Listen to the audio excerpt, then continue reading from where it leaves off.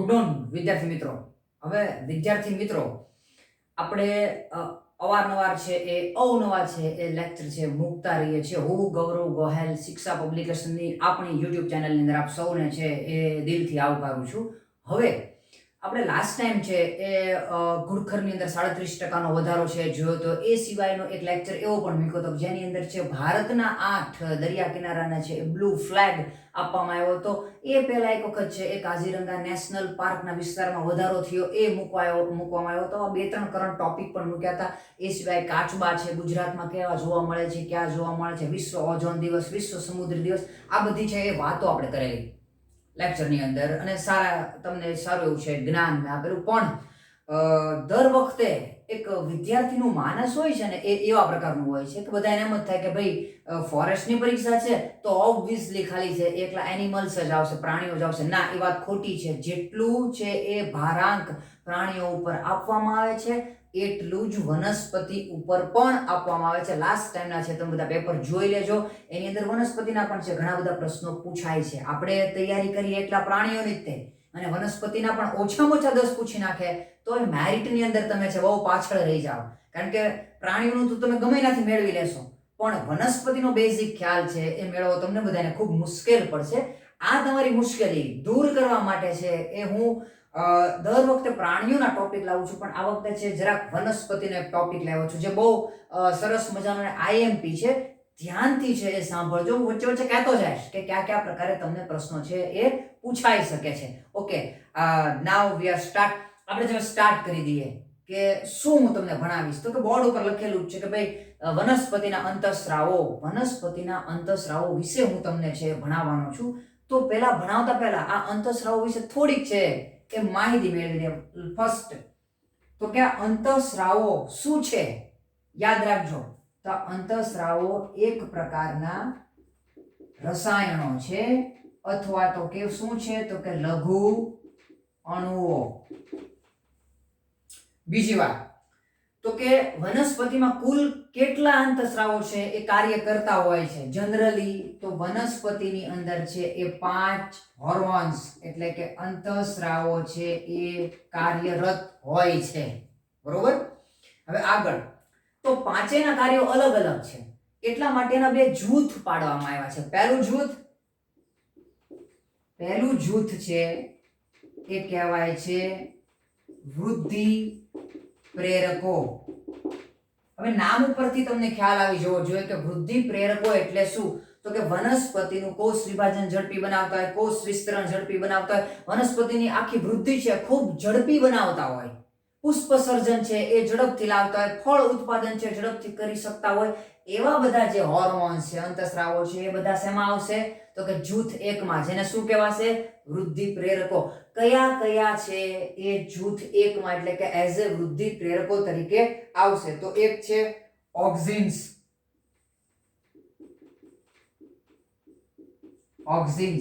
બીજું છે જિબ્રાલિન અને ત્રીજું છે સાયટોકાઇનિન. જો એવું પૂછવામાં આવે કે નીચે પૈકી કયો અંતઃસ્રાવ વૃદ્ધિ પ્રેરક છે અથવા નથી તો તમને છે ખ્યાલ હોય તો ઘણો છે પ્રશ્ન સોલ્વ થઈ જાય. માનો કે વૃદ્ધિ પ્રેરકો કયા કયા તો 3 જ આવશે, ઓક્ઝિન્સ, જિબ્રાલિન્સ અને સાયટોકાઇનિન. આ 3 જ છે એ તમારે વૃદ્ધિ પ્રેરકો તરીકે યાદ રાખવાના છે. તો હવે વાત કરીએ બીજા જૂથની. તો બીજું જૂથ છે એ કયું છે તો કે વૃદ્ધિ અવરોધકોનું. આ હોર્મોન્સ છે એ શું કરશે તો કે વનસ્પતિની વૃદ્ધિ અવરોધશે, એના ઘા છે એ રૂઝવશે. કોઈ અજૈવિક ઘટકોની તાણ હોય તો એ વખતે છે આ અવરોધકો છે એને હેલ્પ કરશે, મદદ કરશે. તો એની અંદર 2 હોર્મોન્સનો સમાવેશ થાય છે, એક એબ્સિસિક એસિડ અને બીજું ઇથિલિન. યાદ રાખજો, એક એબ્સિસિક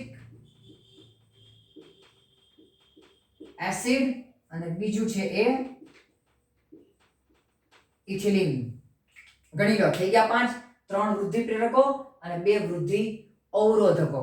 તો 5 છે એ વિશિષ્ટ પ્રકારની છે એ કાર્યો છે કરે છે. હવે એ કાર્યો જોતા પહેલા મારે તમને છે એની થોડી ઘણી છે એ શોધ વિશે છે માહિતી આપવી છે. આ પાંચે પાંચ છે કેવી રીતે છે અસ્તિત્વમાં આવ્યા. તો પહેલી વાત તો કે આ પાંચે પાંચ અંતઃસ્રાવો છે એના માટે કોઈ સ્પેશિયલ છે એ શોધ કરવા વૈજ્ઞાનિકો ગયા નહોતા, પણ એક સંયોગના કારણે છે એ આની શોધ થઈ ગઈ આકસ્મિક રીતે. હવે આ શોધ છે એક જાતનો અકસ્માત કહી શકાય એ પ્રકારની છે. કેવી રીતે? તો તમે નામ સાંભળ્યું છે ચાર્લ્સ ડાર્વિન. જો તે ચાર્લ્સ ડાર્વિન છે ઉત્ક્રાંતિવાદનો જે પ્રણેતા છે એ અને એનો પુત્ર હતો ફ્રાન્સિસ ડાર્વિન. એણે છે એક ઘાસ વર્ગની જે વનસ્પતિ આવે છે એનું નામ છે કેનેરી. યાદ રાખજો, કેનેરી નામનું જે ઘાસ છે એ ઘાસમાં એને શું જોયું તો કે ઘાસ છે એનો આ ટોચનો જે ભાગ છે એ સતત પ્રકાશની દિશામાં વૃદ્ધિ પામ્યા કરતો હતો સતત. હવે એને પ્રયોગ કર્યો કે અમુક જે ઘાસ હતા કેનેરી ઘાસ, એનો જે ટોચનો જે ભાગ હતો એને કાપી નાખ્યો, દૂર કરી નાખ્યો. તો હવે વૃદ્ધિ અટકી ગઈ. વૃદ્ધિ અટકી ગઈ એટલે છે એ ચાર્લ્સ ડાર્વિન અને ફ્રાન્સિસ ડાર્વિન આ બંનેએ છે એવું વિચાર્યું કે અહીંયા આ ભાગની અંદર ખાસ પ્રકારનું કંઈક રસાયણ હશે કે જે વનસ્પતિની વૃદ્ધિ છે એ વધારતો હશે. હવે કયું રસાયણ છે એ શોધી ન શક્યા, ખાલી એને એમ કીધું કે કંઈક એવું ચોક્કસ પ્રકારનું રસાયણ આવે છે. આગળ જતા એની આ શોધની અંદર છે એ અપડેટ આવ્યું. એફ.ડબલ્યુ. વોન્ટ નામના વૈજ્ઞાનિકે શું કર્યું તો કે એણે છે એ એકદળી વનસ્પતિ જવ પસંદ કરી આ રીતે, અને એનો જે અગ્રભાગ છે એને કાપ્યો તો એની વૃદ્ધિ અટકી ગઈ. ત્યારબાદ એણે છે એ આ જવ વનસ્પતિની અંદરથી છે એ એના અગ્રભાગમાંથી આ ભાગમાંથી છે આ જે રસાયણ છે એને અલગ તારવી લીધું અને એણે એનું નામ આપ્યું ઓક્ઝિન્સ. એટલે આ રીતે છે એ ઓક્ઝિન્સની ભૂતકાળની અંદર શોધ થયેલી. આવી જ એક ઘટના છે એ બની જાપાનમાં. જાપાનની અંદર ડાંગરના જે ખેતર હતા એની અંદર કંઈક વિશિષ્ટતા જોવા મળી કે અમુક ડાંગર છે ખૂબ ઊંચા છે થયા, જ્યારે અમુક ડાંગર છે એ નિયમિત જે વૃદ્ધિ દર્શાવતા એ જ પ્રમાણે મીડિયમ પ્રકારના છે રહ્યા. તો એ વખતે છે એ ત્યાંના એક વૈજ્ઞાનિક હતા જેનું નામ હતું કુરોસાવા. યાદ રાખજો, જાપાનનો વૈજ્ઞાનિક હતો કુરોસાવા. એણે છે આ ધ્યાને લીધી વાત તો કે એક સરખું પોષણ આપ્યું છે, એક સરખા છે એ બધા ન્યુટ્રિયન્ટ છે એને પ્રોવાઈડ કર્યા છે, એક સરખો સૂર્યપ્રકાશ કે જમીન પણ એક સરખી છે, ખાતર પણ એક સરખું આપ્યું છે. તો કેમ અમુક પ્લાન્ટ ખૂબ ઊંચા થઈ ગયા, અમુક છે એ ડાંગરના પ્લાન્ટ મીડિયમ રહ્યા? તો ત્યારબાદ એને જોયું તો કે જે પ્લાન્ટ ખૂબ હાઈટમાં વધી ગયા હતા એની અંદર ફૂગનો ચેપ લાગ્યો હતો. અને આ ફૂગ કઈ હતી તો કે જીબ્રેલા ફુજીકુરોય. આ ફૂગ હતી જીબ્રેલા ફુજીકુરોય. તો એણે જોયું કે જે છે એ પ્લાન્ટની અંદર આ જીબ્રેલા ફૂગનો ચેપ લાગ્યો છે એની અંદર ખૂબ છે એ વૃદ્ધિ થઈ છે. ત્યારબાદ એને શું કર્યું કે આ જીબ્રેલા ફૂગમાંથી છે એ એક્સ્ટ્રેક્ટ મેળવ્યો, એનો રસ મેળવ્યો અને અન્ય એવી વનસ્પતિ કે જેના ફૂગનો ચેપ નહોતો લાગ્યો એના ઉપર એ રસ છે છાંટ્યો તો એમાં પણ છે ખૂબ સારી એવી વૃદ્ધિ થઈ. અને ત્યારબાદ એણે છે આ જીબ્રેલામાંથી છે એ જે અંતઃસ્રાવ મેળવ્યો એ કહેવાનો જીબ્રેલિન્સ. તો જીબ્રેલિન્સની શોધ છે એ આ રીતે થઈ. અને બીજું એક જાણવા જેવી વાત છે કે જે ડાંગરના છોડને છે એ આ ફૂગનો ચેપ લાગે એને કયો રોગ થતો તો એ રોગને કહેવાતું બકાને. બકાનેનો અર્થ થાય મૂર્ખ છોડ. યાદ રાખજો, મૂર્ખ છોડ. મૂર્ખ છોડ એટલે એને ખબર ન પડે, વધ્યા કરે એટલા માટે એને છે મૂર્ખ તરીકે છે એ જાપાનની ભાષામાં છે એ કહેવાય છે. તો આ થઈ જીબ્રેલિનની શોધ માટેની એક નાની એવી છે હિસ્ટ્રી. હવે આગળ છે એ આપણે છે એ થોડીક બીજી છે હિસ્ટ્રી જોઈએ તો કે એફ સ્કુગ અને મિલર આ બે સાયન્ટિસ્ટ થઈ ગયા, યાદ રાખજો. એફ સ્કુગ અને મિલર આ બે નામના સાયન્ટિસ્ટ થઈ ગયા. એને શું કર્યું કે તમાકુનો જે છોડ હતો આ છોડમાંથી સાઇટોકાઇનેસિસ મેળવ્યું. યાદ રાખજો, તમાકુના છોડમાંથી એને છે કયો હોર્મોન્સ મેળવ્યો અથવા કયું દ્રવ્ય મેળવ્યું તો કે સાઇટોકાઇનેસિસ. અને એને છે એને અલગ નામ આપ્યું કાઇનેટીન. એને શું નામ આપશે તો કે એને નામ આપ્યું એને કાઇનેટીન. તો આવી રીતે છે એ સાઇટોકાઇનિન અંતઃસ્રાવની શોધ થઈ. કઝિન્સ નામના વૈજ્ઞાનિકે, યાદ રાખજો, કઝિન્સ નામના વૈજ્ઞાનિકે છે એ બાષ્પશીલ દ્રવ્ય, યાદ રાખજો, બાષ્પશીલ દ્રવ્ય ઇથિલિનની છે એ શોધ કરી. તો આ ઇથિલિન છે, જિબ્રેલિન છે, સાઇટોકાઇનિન છે, આ બધા શું છે કે જેની શોધ થઈ એ બધા વનસ્પતિ અંતઃસ્રાવો છે. આજે આપણે વનસ્પતિ અંતઃસ્રાવોના પહેલા ભાગની અંદર છે એ વૃદ્ધિ પ્રેરક 3 અંતઃસ્રાવો છે એની ડિટેલની અંદર છે માહિતી મેળવશું. આપણે હવે આગળ છે સ્ટાર્ટ કરીએ કે કઈ રીતે છે એ આ અંતઃસ્રાવો કાર્ય છે એ કરે છે. પહેલું છે એ આપણે લઈએ ઓક્સિન્સ. પહેલો અંતઃસ્રાવ લઈએ આપણે ઓક્સિન્સ. તો ઓક્સિન્સ એ ગ્રીક શબ્દ છે, એનો અર્થ થાય ટુ ગ્રો. ટુ ગ્રો એટલે વૃદ્ધિ કરવી. તો નામ ઉપરથી જ આપણને ખ્યાલ આવી જાય કે ભાઈ એ વૃદ્ધિ કરશે. તો પહેલી વાત, સૌ પ્રથમવાર ઓક્સિન્સ છે એ શેમાંથી મેળવવામાં આવ્યો? યાદ રાખજો, સૌ પ્રથમવાર ઓક્સિન્સ છે એ મેળવવામાં આવ્યો માનવ મૂત્રમાંથી. સૌપ્રથમ ઓક્સિનની શોધ છે માનવ મૂત્રમાંથી થઈ. હવે ઓક્સિન છે એ વનસ્પતિમાંથી પણ મેળવવામાં આવે છે. તો જે ઓક્સિન વનસ્પતિમાંથી મેળવવામાં આવે છે એનું નામ શું છે? તો એકનું નામ છે IAA. IAA એટલે ઇન્ડોલ એસેટિક એસિડ. અને બીજું છે IBA. IB એટલે ઇન્ડોલ બ્યુટેરિક એસિડ. તો આ બંને છે એ શેમાંથી મેળવાય છે તો કે વનસ્પતિમાંથી. માનવ મૂત્રમાંથી સૌપ્રથમ મેળવવામાં આવ્યું, ત્યારબાદ ધીરે ધીરે શોધ આગળ વધી અને છે વનસ્પતિમાંથી છે એ બે ઓક્સિન્સ મેળવવામાં આવ્યા, IAA અને IBA. ત્યારબાદ છે એ કૃત્રિમ રીતે પણ છે એ બે અંતઃસ્રાવો છે ઓક્સિન્સના મેળવાય છે. તો કૃત્રિમ રીતે કયા કયા મેળવાય છે એ જોઈએ. તો જે કૃત્રિમ રીતે મેળવાય છે એનું નામ છે NAA એટલે કે નેફ્થેલિક એસેટિક એસિડ. અને બીજું છે 2,4-D. 2,4-D એટલે શું તો કે ડાઇક્લોરોફિનોક્સી એસેટિક એસિડ. 2,4-ડાઇક્લોરો એસેટિક એસિડ. તો માનવ મૂત્રમાંથી મેળવવામાં આવ્યું, ત્યારબાદ આ બે વનસ્પતિમાંથી મેળવાય છે અને આ બંને છે એ કૃત્રિમ રીતે સંશ્લેષિત કરાય છે. તો આ બધા ઓક્સિન્સ છે. હવે આપણે એ જોવાનું છે કે ઓક્સિન્સનો ઉપયોગ ક્યાં થાય છે. તો કે ઓક્સિન્સનો સૌથી વધારે ઉપયોગ છે એ બે ક્ષેત્રની અંદર છે એ કરવામાં આવે છે. કયા કયા બે ક્ષેત્ર છે તો કે એ બે ક્ષેત્ર છે, એક કૃષિ વિદ્યા અને બે બાગાયતી વિદ્યા. આ બંનેની અંદર છે ઓક્સિન્સ ખૂબ છે ઉપયોગી છે. ઓક્સિન્સનો છે ઉપયોગ કરવામાં આવે છે. આપણે ઓક્સિનના સામાન્ય કાર્યો જોવાના છે.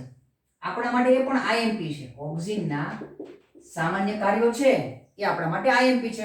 પહેલું કાર્ય શું છે તો કે આપણે જે કલમ બનાવીએ અથવા તો જે પ્રકાંડ કાપીએ તો એ પ્રકાંડ અથવા જે કલમો છે એમાં મૂળ ઉત્પન્ન કરવા માટે ઓક્સિન્સ છે એ વપરાય છે.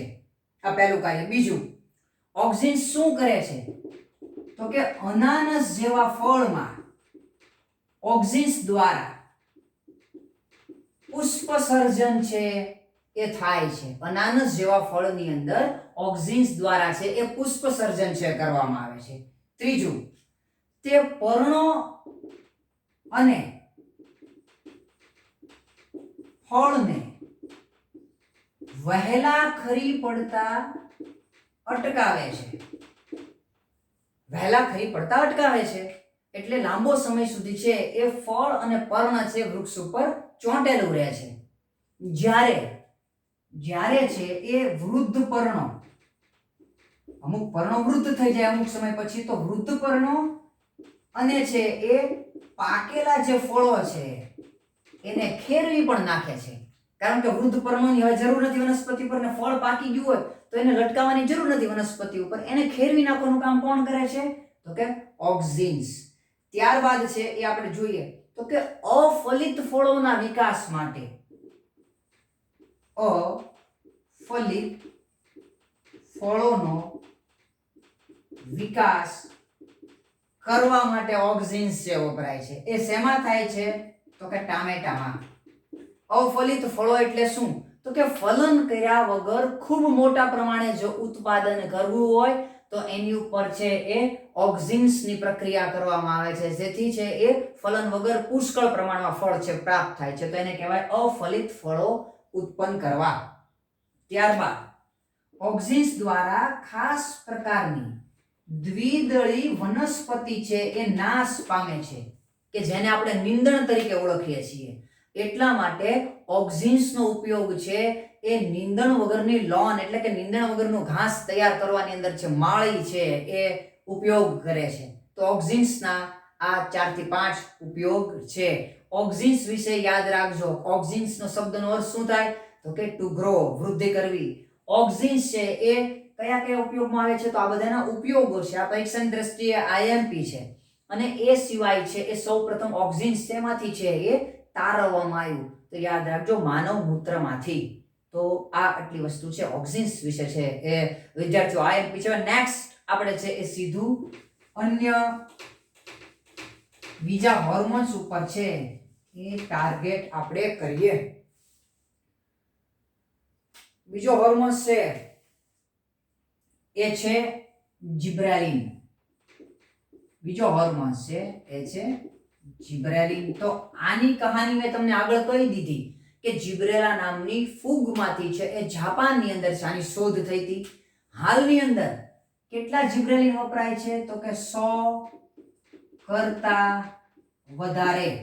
આ બધા કયા નામથી ઓળખાય છે તો GA1, GA2, GA3 અને એની અંદર પણ સૌથી છે એ વધુ વપરાતું હોય તો એ છે GA3. હવે જિબ્રેલિનના કાર્યો શું છે? સૌથી વધારે છે એ કાર્યો અગત્યના હોય છે પરીક્ષાની દ્રષ્ટિએ. તો આપણે જરાક જિબ્રેલિનના કાર્યો ઉપર એક ઝડપી છે એ આપણી દીર્ઘ દ્રષ્ટિ છે નાખી દઈએ. પહેલું તો કે દ્રાક્ષ જેવી છે એ વેલ છે, આ દ્રાક્ષની વેલની દાંડીની લંબાઈ વધારવા માટે જિબ્રેલિન્સનો છંટકાવ કરવામાં આવે છે. યાદ રાખજો, દ્રાક્ષની વેલની દાંડીની લંબાઈ વધારવા જિબ્રેલિન્સનો છંટકાવ કરવામાં આવે છે. બીજું કાર્ય, સફરજન છે, સફરજન જેવા ફળો એટલે સફરજન જેવા એટલે કે સફરજન પોતે, નાશપતિ, એ ટાઈપના જેટલા બધા એ કુળના એ ફેમિલીના જે ફળો છે એ ફળોની લંબાઈ અને આકારમાં વધારો કરવા માટે જિબ્રેલિન્સ છે વપરાય છે. ત્યારબાદ છે એ ત્રીજું કાર્ય છે તો કે વૃક્ષની વૃદ્ધાવસ્થાને છે એ અટકાવે છે. યાદ રાખજો, વૃક્ષની વૃદ્ધાવસ્થાને છે અટકાવવાનું કામ કોણ કરશે તો કે જિબ્રેલિન્સ છે કરશે. નેક્સ્ટ Ga3 નો ઉપયોગ મેં તમને કીધું હતું ને કે જિબ્રેલિન્સનું આ જે સ્વરૂપ છે સૌથી વધારે વપરાય છે. તો જિબ્રેલિન્સનું Ga3 સ્વરૂપ છે એ સૌથી વધારે કઈ ઇન્ડસ્ટ્રીમાં છે એ વપરાય છે? તો કે દારૂની બનાવટમાં છે એ સૌથી વધારે છે વપરાય છે. દારૂની બનાવટમાં એટલે કે આસવની બનાવટમાં છે. દાખલા તરીકે દ્રાક્ષાસવ, તો એ ટાઈપના જે બધા આસવ હોય છે એની બનાવટની જે પ્રક્રિયા છે એ પ્રક્રિયા આવે છે માલ્ટિંગ. આ માલ્ટિંગની જે પ્રક્રિયા છે એને ઝડપી બનાવવા માટે જિબ્રેલિન્સ છે એનો ઉપયોગ કરવામાં આવે છે. હવે માલ્ટિંગ એટલે શું વિદ્યાર્થીઓ યાદ રાખજો, તો કે જે ધાન હોય, ધાનને પાણીમાં પલાળીને અંકુરિત કરવાની જે ઘટના છે એને શું કહેવાય? તો કે માલ્ટિંગ. એ પ્રક્રિયાને ઝડપી બનાવવા માટે છે એ જિબ્રેલિન્સનો છે એ ઉપયોગ થાય છે. ત્યારબાદ પાંચમો ઉપયોગ, તો કે શેરડી છે એની આંતરગાંઠની અંદર છે એ વધારો કરવા માટે જિબ્રેલિન્સ છે વપરાય છે. હવે શેરડીની આંતરગાંઠ જો વધે તો ફાયદો શું થાય? તો ફાયદો એ થાય કે પ્રતિ એકર, યાદ રાખજો, પ્રતિ એકર 20 ટન ઉત્પાદન છે એ વધી જાય છે ડ્યુ ટુ થેન્ક્સ ઓફ જિબ્રેલિન્સ. જિબ્રેલિન્સના કારણે છે એ આ ફેરફાર થાય છે. હવે આગળ છે એ આપણે હજી એક છે જોઈએ, શંકુદ્રમ વૃક્ષો એમાં શું ઉપયોગી છે? તો કે ભાઈ શંકુદ્રમ જે વૃક્ષો છે એનું લાકડું એકદમ પોલું હોય, એના માવામાંથી છે એ દીવાસળી બને, કાગળ બને, એ ઉપરાંત છે એ ચા પેક કરવાની કે દવાની પેટીઓ બનાવવા માટે, ફ્રૂટ ફળની પેટીઓ બનાવવા માટેનો ઉપયોગ થાય છે. પણ એ સતત છે એ કપાતા હોય છે. તો એનો ગ્રો ઝડપી બનાવવો હોય તો તરુણ છોડ કે જે શંકુદ્રમના છે એના ઉપર જો જિબ્રેલિન છાંટવામાં આવે તો એની વૃદ્ધિ ઝડપી બને છે, ઝડપી છે મોટું થાય છે અને ઝડપથી એનો ઉપયોગ છે એ વિવિધ ઉદ્યોગોની અંદર છે કરવામાં આવે છે. આ પણ જિબ્રેલિનનો એક બેસ્ટ ઉપયોગ છે. હજી એક લાસ્ટ ઉપયોગ છે એ આપણે જરા જોઈ લઈએ.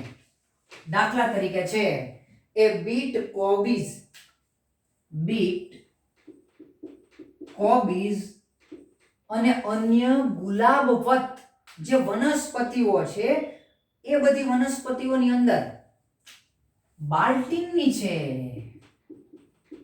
એ પ્રક્રિયાને ઝડપી બનાવવા માટે જિબ્રેલિન્સ છે એ ઉપયોગી છે. તો બાલ્ટિંગ એટલે શું?